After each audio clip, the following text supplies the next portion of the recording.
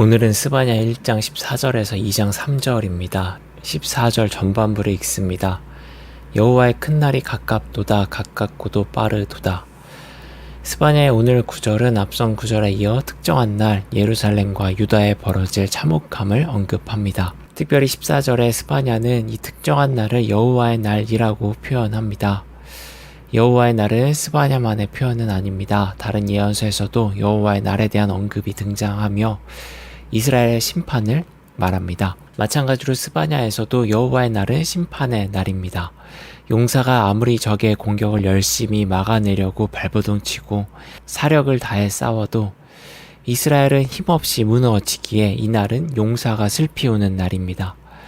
어떠한 희망의 빛을 감지할 수도 기대할 수도 없기에 이 날은 어두운 날이고 구름과 흑암이 뒤덮인 날입니다. 고난이 계속되는 날이고 눈앞에서 죽음을 경험하는 날입니다.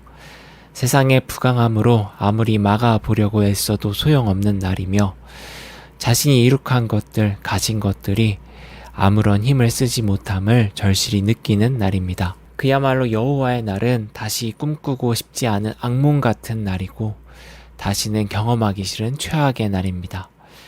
예언은 이러한 날을 여호와의 날이라고 표현하고 이 여호와의 날이 주의 백성에게 도래할 것이라 말합니다. 주의 품성인 자비와 사랑에 비추어 볼 때 여호와의 날, 그날의 이름과 달리 참 냉정하고 무섭습니다. 한편 다른 예언서와 마찬가지로 이 예언은 이스라엘의 부패한 자들을 향하고 있습니다. 자신들의 위치와 재물로 세상을 호령할 수 있다고 믿는 이들을 표적 삼습니다. 겉으로는 주를 의지하는 듯 하나 실상 강해 보이는 이방 민족 신의 기대, 그들처럼 부강해질 수 있다는 착각에 빠진 이들을 대상으로 삼습니다. 이들은 이스라엘의 주 역할을 맡은 이들일 수도 있고 유력한 가문의 사람들일 수도 있습니다. 참고로 스바냐가 예언을 말하는 시기는 성경에서 밝힌 듯 요시야가 유다의 왕으로 재임할 시기입니다. 열왕기의 역사는 요시야를 남유다 왕의 가장 훌륭한 왕으로 봅니다. 그는 성전을 보수했고 성전에서 발견된 율법책을 토대로 지역의 성소를 타파하고 예루살렘을 중심으로 예배하는 이른바 예배의 중앙화라는 종교개혁을 감행하였습니다. 또한 성경에서는 종교적 관점으로 그의 업적을 기록하기에 그의 종교개혁이 많이 부각되었지만 그는 남유다의 정의를 실현하려고 노력했고 여러 민족의 틈바구니에서 강대국에 기대지 않고 자주적인 나라가 되기 위해 힘쓰는 모습도 보였습니다. 그러나 아쉽게도 그는 이집트와의 전투에서 요절하고 말죠. 아무튼 이러한 요시야 시대의 스바냐의 예언은 다소 이해하기 어렵습니다.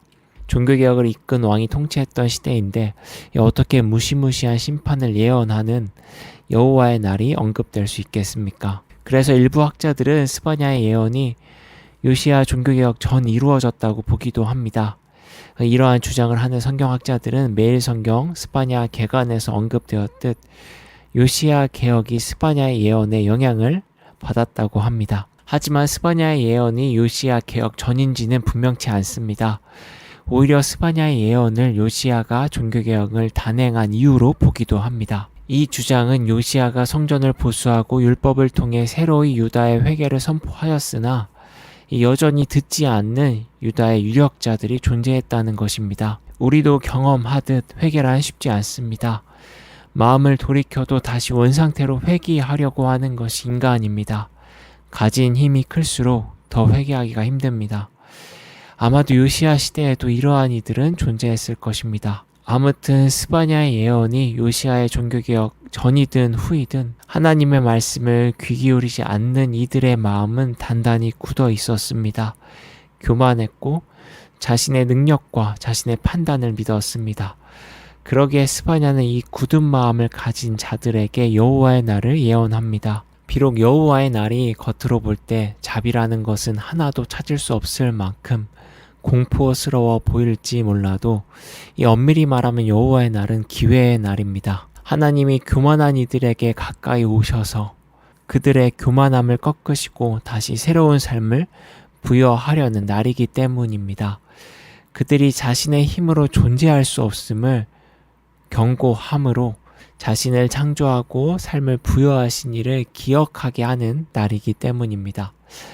이날은 무엇을 의지하고 어느 길을 가야 하는지 깨닫게 하는 날입니다. 따라서 스바냐의 여호와의 날은 결국 하나님의 자비와 사랑의 날입니다.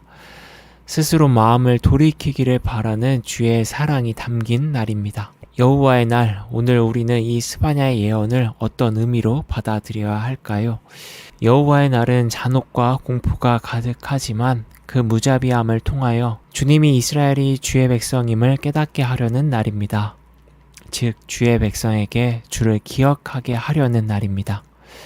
주를 잊어서는 안 됨을 말하는 날입니다. 따라서 이 날은 오늘 우리에게도 우리가 주의 창조물임을 잊지 말아야 함을 말합니다. 토기장이 되신 주께서 그의 사랑을 담아 아름다운 존재로 우리를 빚으셨다는 사실을, 그래서 토기인 우리는 주를 가까이 하고 의지해야 우리가 빛난다는 사실을, 우리가 의지해야 할 것은 세상의 강함이 아니라 주의 말씀이라는 사실을 잊지 말아야 함을 본문은 말하는 듯합니다. 요즘 아침 저녁으로 시원함이 느껴집니다. 참 상쾌합니다. 시원한 바람이 계절의 변화를 알려주는 시기인데요. 선선하게 불어오는 바람이 지독한 더위에 지쳤던 우리의 심신을 회복시키듯 주의 말씀이 세상의 소리에 지쳐있는 우리의 마음을 회복시키고 또 새롭게 하기를 소망합니다.